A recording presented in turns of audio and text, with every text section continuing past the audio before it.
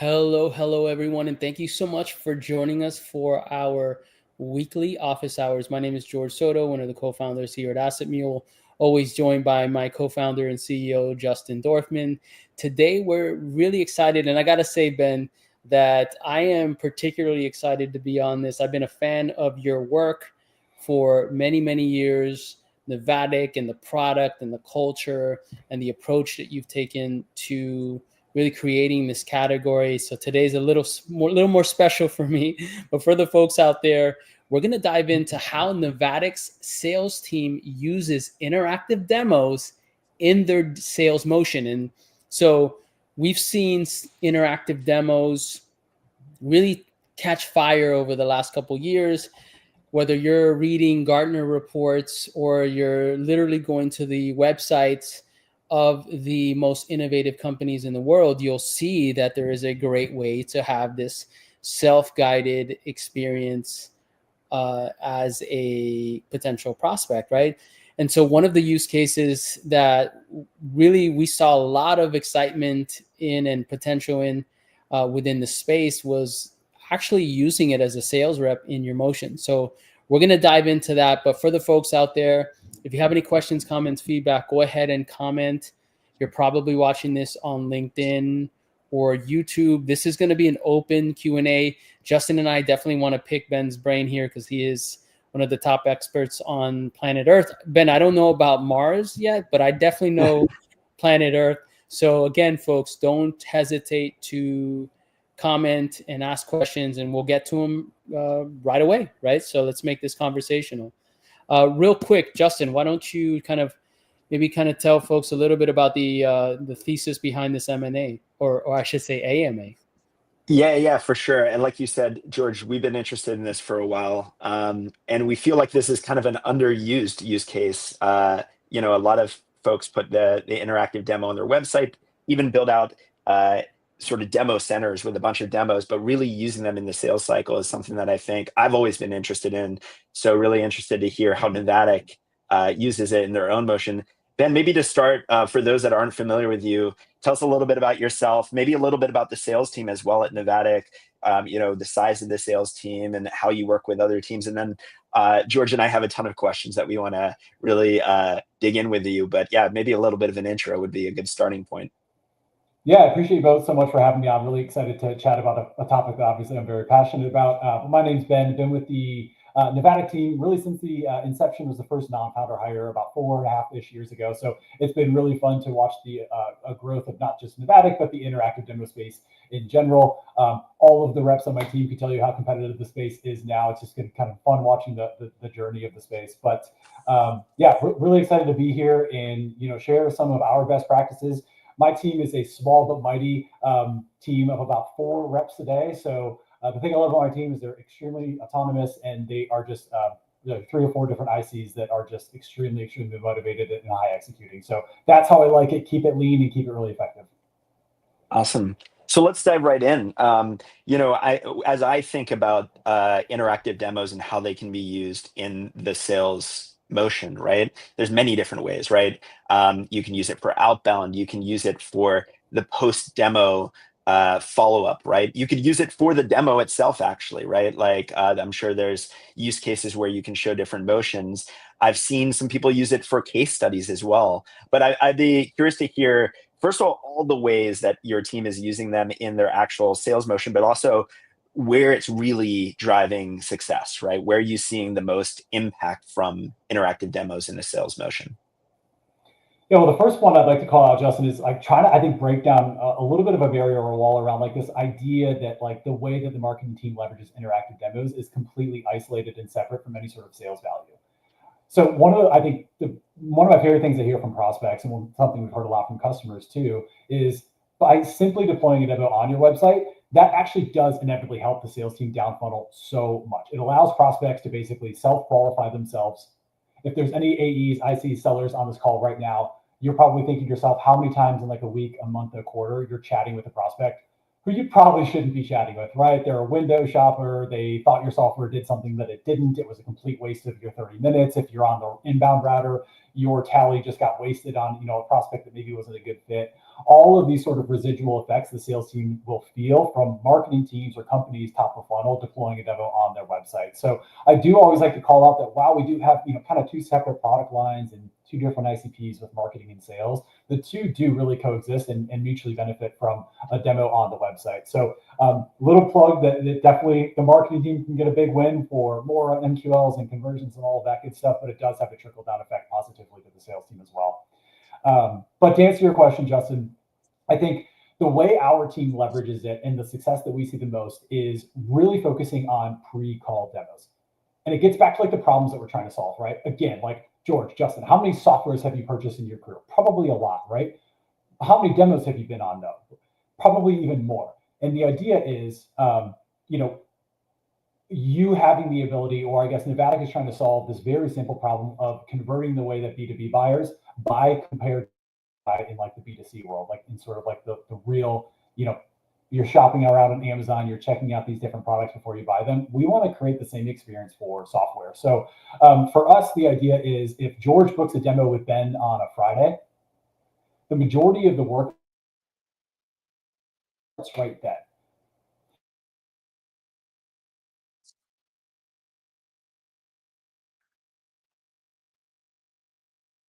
Might be having some connectivity issues here.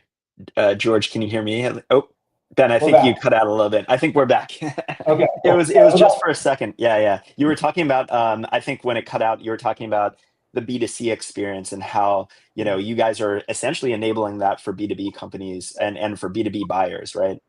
Yeah, that's exactly right. Like we've all heard this, right? We've all been on calls or been a buyer ourselves where it's like, yes, George, I got to talk to an SDR. Like I know I got to go through the ringer of an AE and you got to qualify me before I can see the product. Like, I just want to see the product. I want to get hands-on with it. So the way that our sales team thinks about this is sending interactive demos of Navattic, of different internal resources that prospects are curious about before that very first call. And what this does is it gains a lot of trust with your prospects, because by the time they get on the call with you, they've already had a chance to go through the product. They've clicked around at a high level. We know for a fact that they're qualified because they have gone through the solution and they still want to talk to you. And so the benefits for the prospects are equally as valuable for the sales team as well. And the whole goal for our team internally at Navattic is how can we make the first call, the first 30 minutes, which in my opinion is like the most important part of the sales cycle, as enjoyable and seamless for the prospect as possible. Well, the way we do that is we share pricing up front before we jump on a call. We're sharing our product before we jump on the call. We're giving you access to the software before the call. We want this buying experience to be very, very similar to if you were purchasing something in the B2C world. Yep. Go ahead, George. Sorry. Well, there were a couple of things that came to mind here, Ben. I wanted to ask you, when you share the demo before the call, is that within the context of an inbound? So let's say, you get someone who's writing in, hey, I need a demo, or I want to talk to sales or whatever. In that follow-up cadence or sequence or whatnot, maybe you're doing it manually. You're like, are you like looking at the prospect being like, all right, they're in this category. Here's some great use cases here. I'm going to pull these interactive demos. Okay, this is the right one that I'm going to send. And then you follow up. Maybe that also has a calendar link for them to book a time. Is it something like that?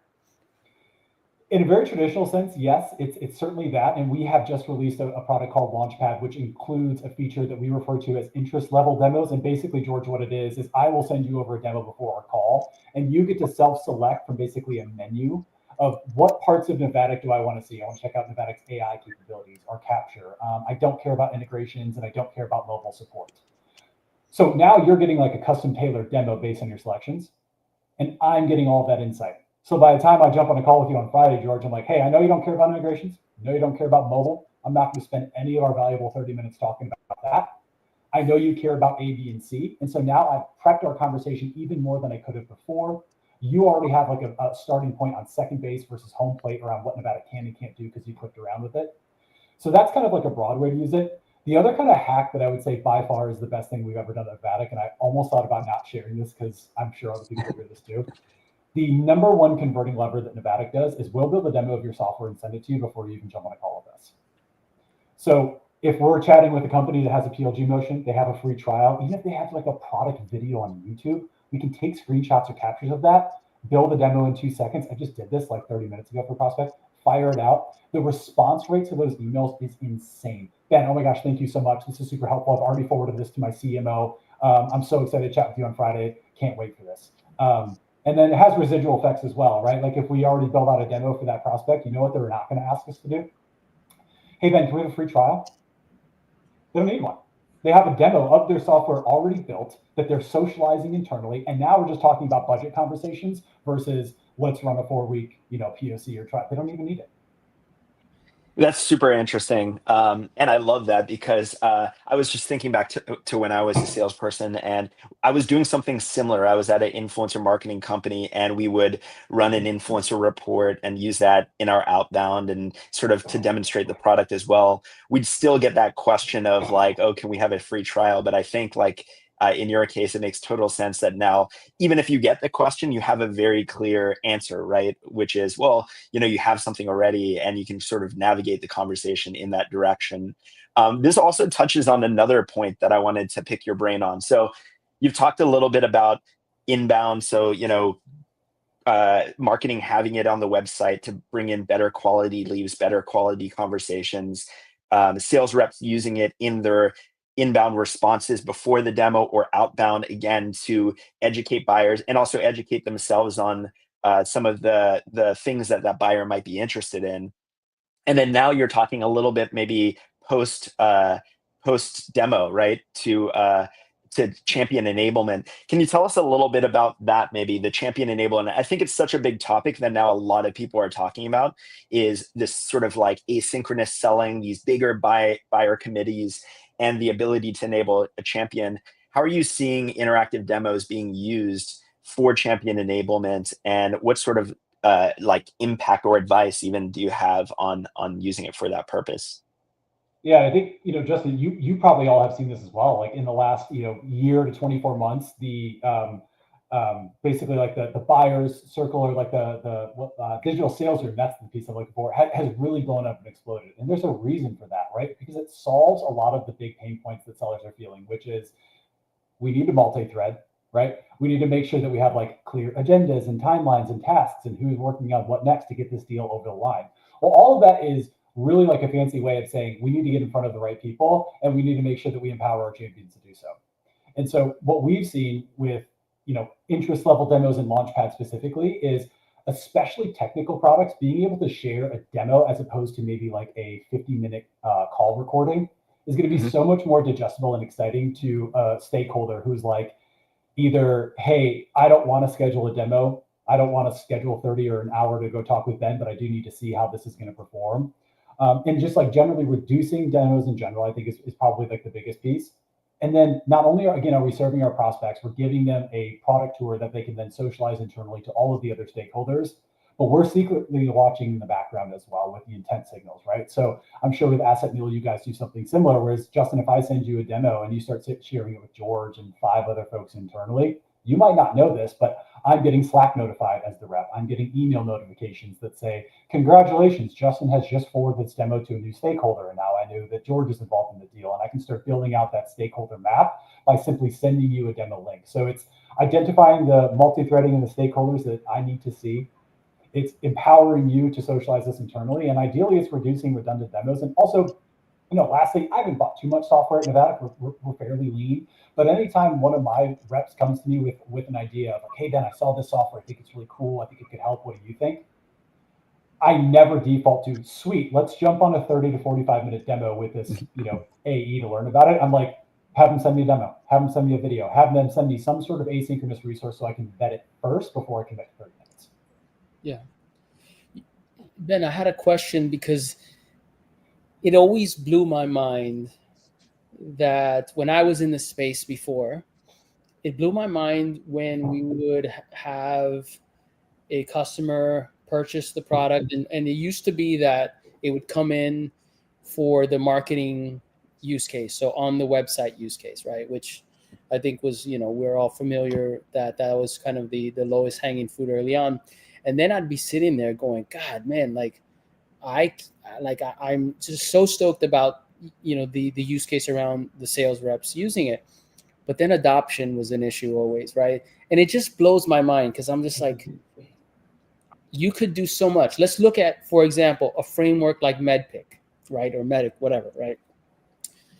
If that is so much more effective when you can follow the motion that you just, in my opinion, that you just actually communicated, where you're sort of allowing the person before the call and so on and so forth to further qualify themselves, drive the excitement, eliminate some of the kind of boring questions, so you can actually focus on the actual like Medpic framework, right? Which let's say identifying that pain, right? So if you got through all that fluff, so my question is this: like, how do you really, or what recommendations would you give sales leaders out there around really driving that adoption? Because that, again, like it's just, it makes total sense. I know in the green room before we were like, oh, people don't have time. I get it, especially as sales rep.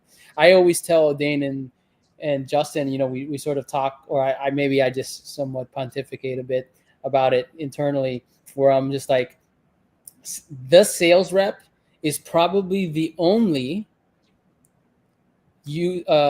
function or employee where every minute literally counts throughout your day, right? So if you're spending time goofing off trying to create something for a deal that for a deal period, certainly deals that maybe are not as big or whatever variable, right, depending on what your incentives are, then you're actually sort of losing time. And so, like, I think that's been the historical sort of thought process here. How do we, again, drive adoption, but also shift the philosophy? Because sales managers, I don't know if you remember this, Justin, we were sitting there with this old school CRO, and he's like, I would never use anything like this. I don't know. I'm not going to say his name. Actually, he's got this. Oh, it's so funny. I'll tell you guys later. So I don't know if he's watching this. I don't want to call him out. But he was like, all my reps are going to do are email and make calls. And I'm just like, whoa. It was this old school thinking, right? And that's just not strategic, right? It just doesn't make sense. So again, how do we drive adoption, and how do we help those sales managers out there really kind of shift their thinking to this world, to this modern selling motion? I will say that the shift from selling exclusively to marketers to now sellers is extremely eye-opening. I'm not going to sit here and pretend like it's really, really easy. It's hard. It's hard to sell to sellers, George, for all of the reasons that you just outlined. I think mostly because it's a little bit more intrusive. Like if I sell a deal to a marketer who deploys a demo on their website, who is that impacting on their actual day-to-day on the marketing team? Really nobody, right? Unless maybe like they're responsible for building or like maintaining the demos. For the most part, it's more of a set it and forget it motion, that you just get to sort of sit back and glean the results and the positivity from a demo that has been deployed by one of your marketing colleagues. Now, when we're trying to sell to sellers and everybody individually in the team, it is very intrusive because you do have to learn a new platform. Maybe it does take a little bit more time. Time is so valuable, as you mentioned. I think there's really two things that we've had success with. Number one would be an external example, and then the second one will actually be an internal one. So the external example is we've had a lot of success with smaller tiger teams. So rather than going to an account and saying, hey, give us a team of 20 to 50 sellers for a POC, we're more interested in saying like, hey, grab 4 to 5 sellers who really resonate with this problem, who you think would be willing to commit to like a very hands-on POC motion.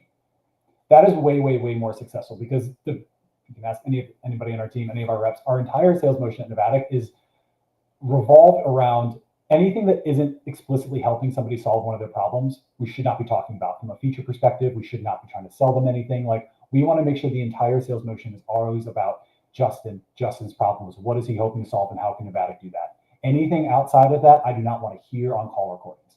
The same should apply to sellers. So instead of saying, hey, Justin, go grab me 30 of your reps for a POC, it's, hey, Justin, go grab me 2 or 3 reps that you know will resonate with this issue because you've heard it in one-on-ones, or you've noticed in their deal cycles they lack in this area, or you've heard on their call recordings that they could improve in this area, and let me help them first. And from there, obviously, as we all know, it's so much easier for George to go tell Justin and all his other friends internally, hey, I've been using this tool and it's super effective. I just landed a massive outbound deal, or I just closed a huge contract because I included a product to it and it was really, really effective. So the smaller tiger team is definitely the recommendation. And then one of my favorite stories internally is somebody on my team named Alec. He's an amazing, incredibly talented seller. He started leveraging Launchpad, which is our sellers portal that we just developed in the last quarter or so. And for like the first, I would say, month or two that it was released, dude didn't touch it. Nothing I could do would make like Neil, our co-founder, is like barking at my tree left, right, and center. Why isn't the sales team leveraging this more? Why aren't we dog fooding this on product? So finally, we get the sellers at Navattic to start leveraging this. And just last week, he presented at Navattic's All Hands, where he basically told the story about how incredible and powerful this tool is and why he thinks that. The only reason he thinks that is because he's had 3 prospects in like the last quarter who have specifically told him, hey, this demo that you sent me pre or post call was so impactful, so helpful. So now he's a believer in it. It's not because we developed any new features. It's not because it got easier or harder. It's because he had 3 prospects explicitly say, this was an amazing experience, and thank you so much for it. So the long-winded way is start small. People buy from their team and their colleagues more than they are probably from an AE. And then ultimately the best sort of, I guess the best fuel to adopting anything is being able to apply it, use it, and get positive prospect feedback. Yeah, makes total sense. I've actually followed a very similar framework at other companies in terms of focusing in on a small group of people that you can really get the attention, the time from, and then getting them to be successful with it so that you can use that as almost like an internal case study to get the rest of the team. I'm curious what your process looks like at Navattic when you guys create a new demo. So you just launched this new product, Launchpad, and I'm assuming maybe not, but you guys have some sort of interactive demo walking through that new product, or like when you do release a new product, you probably create an interactive demo for it. So how does that process look like? Who creates the demo on the team? Is it, somebody in product marketing or elsewhere? Who trains the sales team on that demo? Where does that demo live, and how do the salespeople know where to access it? And then full circle back to the adoption of it, getting the success stories, getting the rest of the sales team on board because of that success stories. Maybe you can step us through what that process would look like within Navattic. Yeah, of course. The way we typically think about creating new blogs, contents, demo, whatever it is, Meredith from our marketing team, she has this really awesome idea. I really appreciate it. I love getting the Slack message. Every single month, she'll basically post in our Navattic team channel for visibility for all employees around, hey, here's a survey for new blog or content or demo ideas, for this next coming cycle. And it will basically be 5 different options. Everybody in the company gets to vote, whether it's how to incorporate demos in, at conferences, or how to promote demos in, outbound, or whatever those 5 different ideas are. The entire company will vote on them, and then marketing team Justin will go and execute on either that blog, content, or demos. So they're typically the builders. In terms of ensuring that there is adoption, make it public.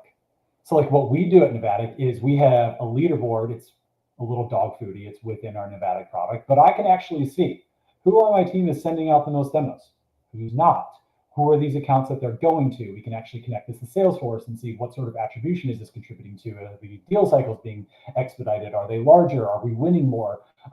Making it very public is an amazing forcing function to get your team to do something that you think is a really, really good action, because they know if they don't, they have access to that public dashboard as well, and nobody wants to see their name at the bottom of that list. That makes total sense. I wanted to also dig a little deeper into the signals that you mentioned. So I find this, was that what you were going to ask too, George? I think we both. I'm excited about, look, we all need that stuff, right? Like we need that. We've been praying for it for, I know at least myself, almost 20 years, and it was all noise and stuff. And now we have the assets and tools to do that. But anyway, sorry, Justin, go ahead. Yeah, no worries. So I've been really excited about this as a seller myself, but I'm curious to get your take as sort of a head of sales, right? So from a seller standpoint, it's great because I remember the days of doing outbound. This was even before they had email tracking and stuff like that, right? Where you'd just be wondering, are they opening it? Like, what's going on behind the scenes? And sometimes weeks would go by, and then you'd think something's dead, and then suddenly somebody would come back. Now we actually have visibility into all those actions that are happening behind the scenes while you're waiting, right? Which again is insightful. It's also pretty good, maybe mentally and emotionally for a salesperson to know that there's stuff going on. But I'm curious from a sales leader's perspective, how do you use those signals to coach people, right? And when I'm talking about coaching people, I'm thinking about things like uncovering the buying committee, right? And figuring out who's who and who needs to be in the room to make a decision, or like, what is the next step? What is the next action that a salesperson should take? I'm assuming these signals come into play now in the way that you're coaching reps, and I'd love to hear maybe some examples of how you've used them to coach reps. What's been fun for me is being able to bake these demo analytics and signals that we garner from these demos that we're sending out or that teams are building into our qualification process internally when we talk about like rep pipeline. So I can give you an example, Justin. I had a one-on-one with one of my reps this morning, Eric, who's probably our most tenured rep in terms of his career. He's an amazing seller. We are predominantly in inbound motion at Navattic today, and the majority of our leads come from our PQL. So if someone jumps on Navattic's website, they start a free trial, that then gets routed to an AE to nurture and convert. Everyone knows this cycle here. So I was chatting with Eric today because I was looking at this pipeline, and it was like, dude, your pipeline is insane. It's massive. Like, talk to me about your organization. How do you prioritize these? How do we make sure nothing is slipping through the cracks? And what he said is a few other factors as well, but namely one of the main areas he focus on is he gives a lot of his attention to the accounts that are giving him attention. And the way he determines that is via the interest level demos that we send to prospects. When they start clicking through those, again, we'll get that email notification to tell us that George is interested in A, B, and C at Navattic. You know, does George click through that demo? Does he not? If he does, maybe a little bit higher of a priority for Eric.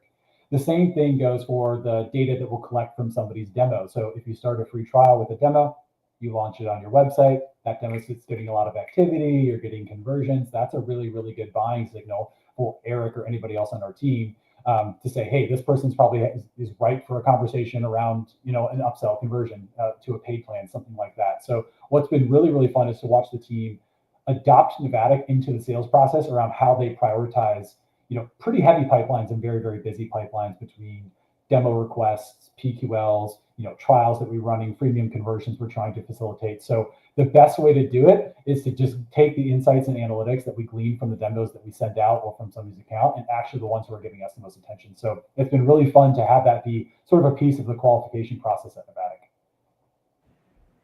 Ben, the interactive product demo space, I know we've sort of gone through a couple iterations of the category, has really evolved. What do you think is driving this?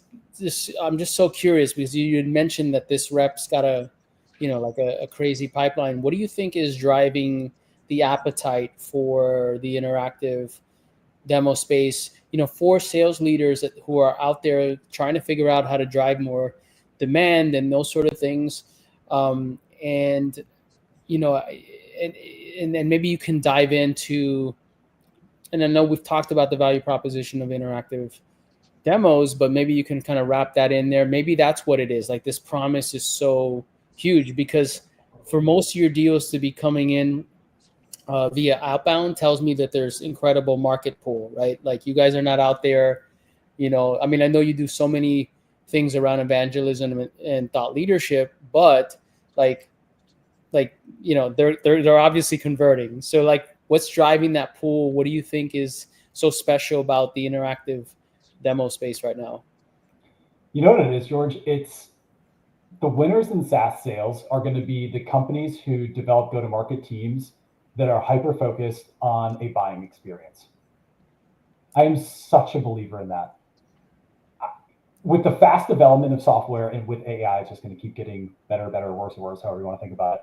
But it's just going to continue to get so crowded. Like the interactive demo space, when George, you and I were first selling in it, was what, 3 vendors, 3.5 or so? It was like 15 now, right? And we talked about the digital sales room. I could fire off like 5 companies off the top of my head right now who are all selling something similarly. I'm painting with a broad brush right now. But the point is, if you are looking to purchase software today, how freaking like intimidating would that be when you're like, all right, I've been tasked to go buy a digital sales room. There's 15 vendors on G2. I'm getting all these different recommendations in these different Slack channels. At the end of the day, you're going to pick 3 or 4 and you're going to run your quick trial, you're going to run your POC, whatever you're going to do. For the most part, these feature sets are going to be pretty close, 90% parity. You're going to make so much of your decision on your buying experience. And I think to get back to your question, George, this is why we have seen the development of interactive demos, which is really just an iteration on the video like craze that happened in like 2018 to 2021 with like Loom and Vidyard. Like I used to sell the shit out of all the different products I used to sell with Vidyard and Loom. I was like, this is the craziest, this is the coolest thing ever. Like I can just record my screen.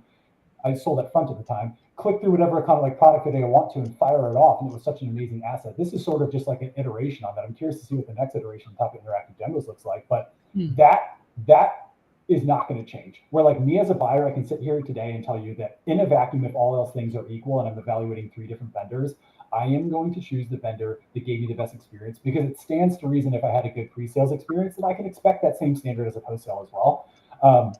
That I think is why we've seen so much success with it. And that is really the message that we continue to try to hone in on. So yes, there's feature differentiation. There's all these other nuances that go into selling. But if you are hyper-focused on at your core of every customer call, trying to make it an amazing buyer experience, put yourself in their chair. What would you want to hear? What would you expect to see? What do you know the competitor's not going to do that you can do? These are the types of experiences that we hear.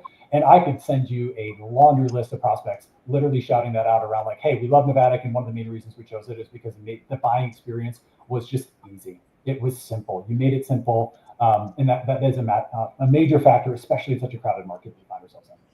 Yeah, well, you folks are also like just really incredible humans, and I don't know about that. Like, I mean, it's a thing. Like, I want to buy from you right now. I'm like about to sell you, a license, but yeah, that makes total sense. Do you, one follow up question, and Justin, I know you got a couple. Do you think that prospects are coming to you to try to solve a specific burning pain that interactive demos are solving for, or do you think they're specifically already the markets or categories mature enough that it's like, oh yeah, I need to go and get an interactive demo, and I already know. It's kind of like, you know that you need a CRM. Nobody needs to like explain that to you. You need, maybe Calendly, right? Because it's obvious, right? At this point, do you think that the category is there at this juncture? And the reason why that kind of surfaced for me was because you were talking about this being sort of an iteration of the experience that videos provided back in the day. So there's like some pain point, people weren't, maybe they weren't, but I'm assuming they weren't sitting there going, well, we need videos, right? No, it's like, we need to like shorten sales cycles and these sort of things. And that's how we do that. So that's why that came up for me. Yeah, I think it really just gets back to the experience of it, right? So like using the video example, right? I'm an AE at front. I just started 8 months ago. I'm still going to get my feet underneath me. And all of a sudden I get a product question from a really exciting opportunity. We're working remotely because COVID just hit. And I'm sitting there with 2 options. I can ping my solution engineer, who's amazing. I freaking love her. She was the best, but she's super busy. So I can ping her and hope for a response in the next 4 to 5 hours, and then hopefully schedule a demo in the next couple of weeks so I can show the prospect this nuanced question about front. Or I can download Vidyard that is free, record my screen, give them a broad overview, allow them to see it with their own eyes, ship that right away while I work on some of the details in the background. Which one is the better, not experience for Ben, which one is the better experience for the prospect?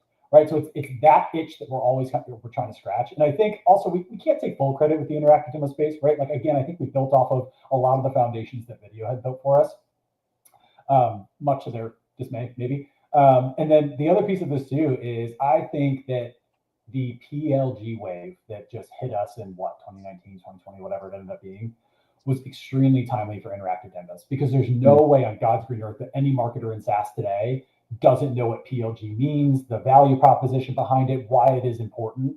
And sometimes that's just not an option for companies, right? Like if you sell security tech or you sell something super, super complicated, back-end, AI-driven, something like that PLG isn't a viable solution. Well, what's a good fallback? We can share an interactive demo. Historically, we were creating videos or we were building Figma mockups, but those just don't look real. And so the idea is, we're trying to solve or sort of facilitate a PLG motion, which is something that every marketer has top of mind right now. Yeah, and I love the coupling of interactive demos with PLG self-serve, because one of the things that was always obvious is like, all right, I sign up to a free thing for a free trial or a freemium version. It's just like, it's an empty box. And one of the things I love about Navattic is that you can like literally show the product at its maximum value point, right? And then one of the things that I also love that I saw folks doing was like, okay, you can go in through a PLG self-serve sign-up thing, but then you're like, all right, you ready? You want to, even within that experience, maybe they're kicking the tires on it, whatever. You want to see it fully baked, right? Okay, and then you go to the interactive demo. So just really cool stuff. As you can see, I'm still very passionate and nerdy about this stuff. But Justin, I know we're coming up on time here. Yeah.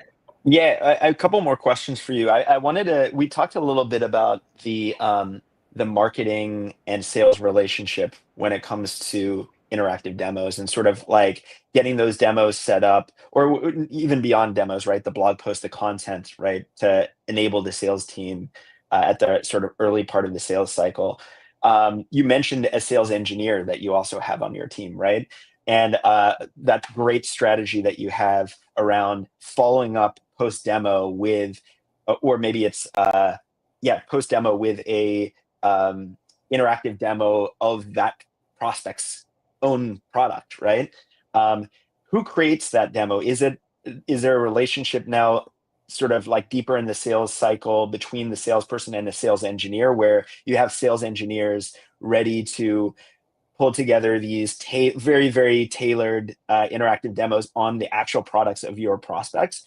Or do you also have salespeople that are also creating their own interactive demos? I know that at least in the asset space, right, it's kind of this like no that you don't want salespeople creating their own decks and one pagers and stuff like that. It still happens because, again, there's that challenge of speed and being able to get that thing to the prospect when they need it. What does that look like in the interactive demo space? Does the sales engineer sort of solve that issue, or is it still sort of like this, we'll get the sales engineer to help when we can, but salespeople are also creating their own stuff? It certainly depends on the type of demo that we're creating. So if we're creating something that's going to be a company-wide asset, the sales team is not necessarily involved in terms of actually building this out. Not because we can't, obviously we know how to use the solution, build out demos left, right, and center, but it's something that our marketing team would deploy with the help of our technical team as well. And then that would be surfaced to the entire company. And then what you could do with Launchpad, specifically our sales product, Justin, is post-demo, like pre-demo, right? We're sending an interest level demo. I don't know anything about you, Justin. Tell me what you care about. I'm really curious to understand. Post-demo, I do know what you care about. I do know you now. So I'm not going to send you that. What I'm going to do instead is hyper selective and self-select different demos that we have already had pre-built that pertain to your priorities or use case or interests. Now, in terms of more one-off assets, like if it's a demo that's being built of somebody's software solution really, really quickly, or if we need to spin something up that was a little bit more of a nuanced ask, that's typically something that is owned by our sales team, which I think it makes a lot of sense. It's just, again, a lot quicker for the seller who's moving a million miles an hour, and the prospect gets what they're looking for. But anything that's a little bit more company focused, that might be public facing, whether it's in our knowledge base, blogs, website, that's something that our marketing and technical team is always building. Yeah, that makes total sense. It's the same way I think about it. I'm a big advocate in actually letting the sales team develop certain assets to a certain extent, right? And like what I mean by that is giving them the building blocks. It was kind of the premise behind AssetMule, actually, in the first place, is giving them the building blocks so they can build something quickly that is tailored and will resonate with a buyer, but is like controlled in a way that those building blocks put together, almost like Lego blocks, right, result in a good looking model, or in this case, asset in the end, and not something that's very Frankenstein looking. And it sounds like you guys are taking a similar approach by preparing the sales team with a library of stuff that they can use on all different use cases, and then also giving them the flexibility when needed to build stuff that might not be in that library. What about best practices? Like, do you have any advice for folks out there on how you go about sharing best practices? So let's say you have a salesperson that starts doing that strategy that you mentioned, that like after a call, they're creating tailored interactive demos on the product of their prospect, and they're seeing a huge impact on their sales cycle because of that. How do you go from one salesperson doing that to then making sure that the rest of the sales team knows about this? Like where do you train them on that? Do you have like a weekly meeting, or is it in a sales kickoff? And then how do you like make sure that that is implemented across the team and actually put into action? You know what's funny, Justin, is like I would have thought in a vacuum that sellers are very vocal when they do something well. They want to share it with the entire world, and like, we love to get our flowers, we love our praise, and like all that kind of stuff. It's actually not really the case. Oftentimes, to your point, I'm finding out about these like little tidbits and tricks that work really well in one-on-ones when I'm Right. taking a deep dive into pipeline, and my rep will say something like, "Oh yeah, I did blah blah blah for that prospect, and they loved it, and they got back to me right away." And I'm like, "Hold on, you did what? Why did you do that? What prompted you to do that? Like, what did they actually respond with?" And then what I do is I put them on stage. So as soon as I find something out that is like a really, really, really strong insight, I will ask them to present it to the rest of the sales team in our weekly sales stand-up that we do typically on Fridays. So oftentimes it's not the reps coming and being forthcoming around, "Hey, check this out. I just did this. It's really, really helpful." It's more, "Oh, I picked something up from a call recording I'm listening to," or we talked about it in our one-on-one, and then I kind of put them on stage and ask them to present to the team. That makes sense. One thing that I've seen that you also do, as Navattic does, that I really, really like is you're learning from your customers as well. I've seen that you have these events where you actually bring customers in to show how they're using your product, right? I wonder, have there been any really creative or interesting use cases that have come out of that have impacted how the sales team uses interactive demos as well? I don't know that there are any necessarily unique use cases that come off the top of my head, but I do think what's really, really helpful is having those organic stories that the team can pull out live on calls. So if Mhm. I'm chatting with a product marketer, Justin, and all of a sudden they're asking me about other ways they should think about leveraging demos, or maybe they don't know a lot about the space or interactive demos in general, and they just want to learn a little bit more. It's awesome to be able to point to, XYZ from Clue built this amazing demo center, and the purpose of this was for A, B, and C. And I can actually send you like a recording of them presenting on this entire thing. We can send you their demo center. So I think it's just more crowdsourcing and more social proof that we're able to provide to our prospects that makes them feel a little bit more comfortable. I think the beauty of Navattic, and one of the main reasons we've had a lot of success with selling the tool, is we very rarely are actually showing Navattic, showing the Yeah, builder, showing the integrations. totally. We're showing you what other marketers have done with the tool, because marketers have an insane level of FOMO, right? So like if Ramp deploys a demo, Rex wants to know what's going on. Clio wants to know what's going on. All the other players in the interactive demo space are like, "Hold on, like we saw Ramp's demo. This is really, really, really cool." Like imagine if one of AssetMule's like larger competitors deployed a strategy that caught fire and was amazing. It's the first thing you'd want to do. What are they doing? How do we do something similar? So that's been a really fun selling strategy as well. Is kind of just like not showing what Nevada can do and the features and all about us. It's more about like, let me show you what others are doing. Yeah, totally. I've noticed that about the way that you guys market, and it's something that I really, really like. I remember actually we did a launch with you guys, right? We announced that interactive demos could be embedded in AssetMule assets, right? In Navattic demos. And I remember Natalie really pushing hard that like we need, before we launch this, we need to first of all get some joint customers using it, and number two, get some customer quotes, because launching and saying, this is the best thing out there, from our perspective, isn't going to do much. But if our joint customers are praising it, right, that's really where it's going to get people's attention. And I know you guys do the reports as well, which I really love. Again, showing what everybody else is doing in these great but easily digestible reports is another really great thing that I think you guys are doing. One use case that I learned actually from one of your customers, so I'll shout out Jeff Chase at Vitally. Yeah, Um, yeah. this was like mind blowing to me. It like now I think maybe more people are doing it and so on, but at the time it was like real groundbreaking stuff for me, was using interactive demos in case studies. In what they call, if you go to Vitaly's website, they have a section called Blueprints, and essentially they're for every one of their case studies, they have actually like an interactive demo of how that customer is using Vitally, right? Like that you could actually click through. And we've seen it again. You've talked about the sort of the transition from video to interactive demo. We've seen videos in case studies for a long time, but the ability to actually see how the Vitally account is set up and how they're using it, for a particular use case that goes along with that case study story, I think for me was just like, it was genius. Really, really cool example there. And I think another good example too, Justin, and something we hear from a lot of teams, you all probably resonate with this, I know we do, is so much of our job when it comes to deployment is, selling the integrations. Hey, Ben, how does Navattic plug into Salesforce, HubSpot, Pardot, GA4, whatever it is? I don't really know, right? Like, I know, but I don't know. I've never, I'm not gonna be able to walk you through from like a technical perspective what all this means. I've never deployed a HubSpot instance. Like Natalie is our sort of technical expert there. But what we can do is we can build an interactive demo that actually shows off the integration, not just how to build it, but what it will look like in its fruition, which is extremely powerful. So again, when you think about like reducing the amount of resources or demos or even like solution engineer assets, being able to build out a demo of a partnership software, which especially for larger organizations, the partnership channel is one of the biggest revenue drivers. So we hear this all the time for our customers is, hey, Ben, I'm in charge of partnerships and I have to sell 20 different integrations, but guess what? I don't have a login to those 20 different software. Yeah. So now I'm just speaking about it or I'm building out a slideshow.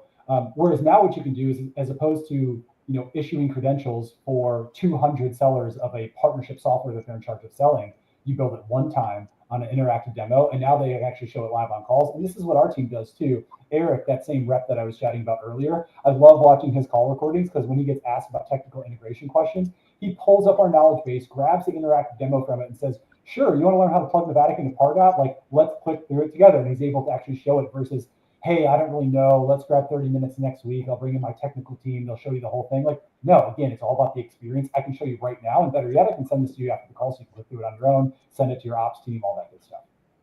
Awesome. So one last question. I know we're a little over time here. I just had a super quick question.